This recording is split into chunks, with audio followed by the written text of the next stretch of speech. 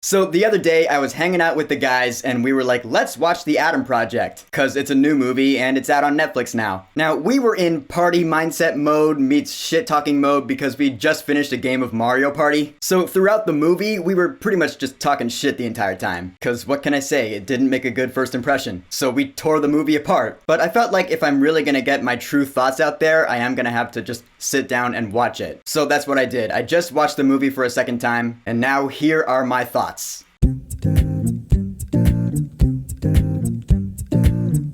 The Atom Project. So The Atom Project is a new movie on Netflix. It's directed by Shawn Levy, who directed Free Guy, and it was recently announced that he's going to be directing Deadpool 3. I guess he and Ryan Reynolds are like bros. So in The Atom Project, we have young Adam Reed. He's 12 years old. He's got a chip on his shoulder because his family's going through some shit. Then he runs into his older self, played by Pikachu himself, because this is a time travel movie. So Adam's older self comes to the year 2022 from the year 2050, and he's like, I'm in bad shape. I'm on a rescue mission. I need your help, or my help, or yeah. So now we have our sci-fi time travel movie, which is really fun to talk shit about. Seriously, this movie is just not that good in my opinion. After my second time watching it, I was like, alright, it's not as bad as we made it out to be the other day, but I'm not saying it's good. I'm just saying it's not the worst piece of shit I've ever seen. It's not as bad as The Hitman's Wife's Bodyguard, but it is still pretty messy. I'm gonna start off with the kid, because this kid is not good. He's not a good actor, or at least not yet. I always want to encourage them, you know? I'm like, good job, kid. You got the role in a Ryan Reynolds movie. Way to go, man. That being said,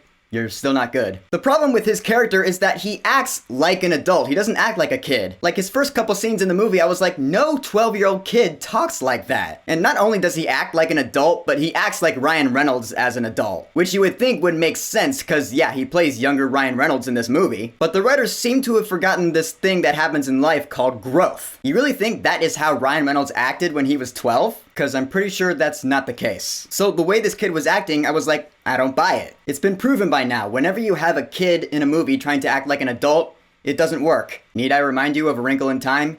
Need I remind you of Artemis Fowl? Yeah, let's not go down that road. That's what came to mind watching this kid on screen. Then we have Ryan Reynolds, and he's Ryan Reynolds. Okay, moving on, because I shouldn't have to explain his character. He's the same character he plays in everything. He is pretty funny though, I'll say that, and he did have some lines that made me laugh, I'm not gonna lie. Zoe Saldana's in the movie, and she's a badass. Because she's always a badass. Whenever I see a movie that she's in, I find myself going, she's awesome. Because she just is, and at this point, I'm sure she doesn't even know she's being filmed. Because she has the formula down at this point. She's like, yeah, I've done movies like this before. No problem. And she plays Ryan Reynolds' wife in this movie, but I will say the chemistry between the two is just, it's not there. Yeah, I didn't feel it between them. Even in the rewatch, I was like, no, this isn't working. It just didn't feel genuine, you know? It didn't feel real. It felt acted. Mark Ruffalo's in the movie too, and he was great. He's a really good actor. Because you can tell he's the kind of actor who always takes his roles very seriously. He's not the kind to just slack off. And I thought he was pretty well cast. In fact, he had better chemistry with Ryan Reynolds and the kid than Zoe Saldana did. So I'll give props to Mark Ruffalo in this movie. But dude, there is this villain woman in the movie who my friends and I called Kathleen Kennedy because she looks like Kathleen Kennedy. She's terrible, man. And it's not the actress's fault, it's the writing. Cause I didn't give a shit about this villain. I don't really get her motivation at all. Like, ooh, she wants to be rich because she's the CEO of this evil corporation, this generic evil corporation that we've seen in movies a million times before. So yeah, nothing new there. But really, the biggest problem with this movie is that it's just a mess. The script goes all over the place. Like, we have some funny Ryan Reynolds moments, and you're like, alright, I'm watching Ryan Reynolds being Ryan Reynolds. This is nothing I haven't seen before. And then an action scene will break out, and you're like, okay, what, am I watching Tron Legacy now? Because these time cop dark trooper looking things come out of nowhere. Like, literally, they materialize out of thin air. And when they're fighting with Ryan Reynolds and Zoe Saldana, Ryan Reynolds uses a prune stick from Loki. Because yeah, instead of stabbing them, which would make this rated R probably, we can't have that, so we're gonna zap them to the void at the end of time. They just get de-res like in the Disc Wars. It didn't work for me. I mean, they do give an explanation for it, but it is clearly the studio being like, oh my gosh, we cannot have blood in this movie, so we need to make up some bullshit excuse for there not to be blood. Yeah, I just saw right through it. There's also some really cheesy moments in this movie too. Like the dialogue, someone will say something really cheesy and I'm like,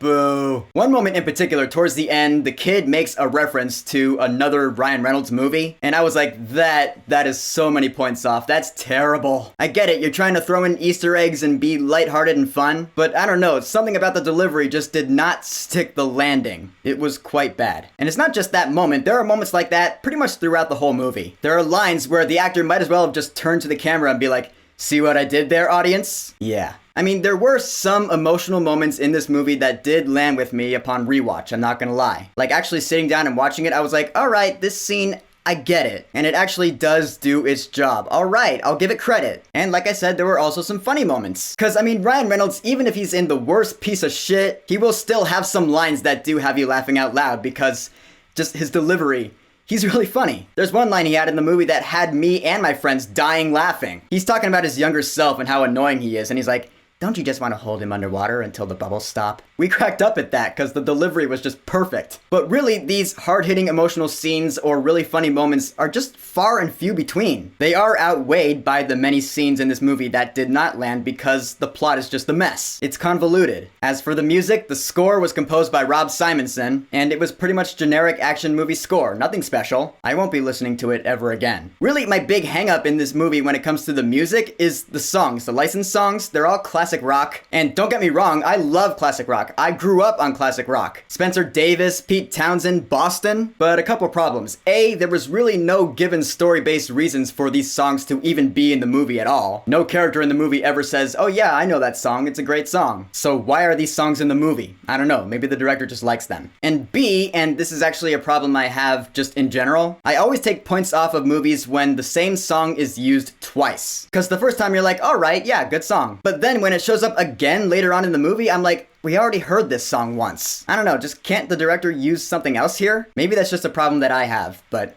I do have it. And yes, that does apply to the Batman. But as for the Atom Project, it's not as bad as I originally thought it was. It's not a complete piece of shit, but it's still just, it's not good. The story is all over the place, the pacing is off, the kid's acting is just not good, which is a bummer because he's like the main character. When the main character's acting is not good, the whole movie falls apart. The action scenes were alright, although some of them did feel like a video game, but like an older video game from like the PS3 era. Yeah, the CG wasn't that good. The movie does have some moments that land, but all in all, I'm still not gonna recommend it to anyone, and I most likely won't be watching it again. So the Atom Project, have you watched it yet? What do you think about it? And what is your favorite time travel movie of all time? That's a good question, so whatever you think, go ahead and leave a comment. And of course, thank you for subscribing. Maximum effort.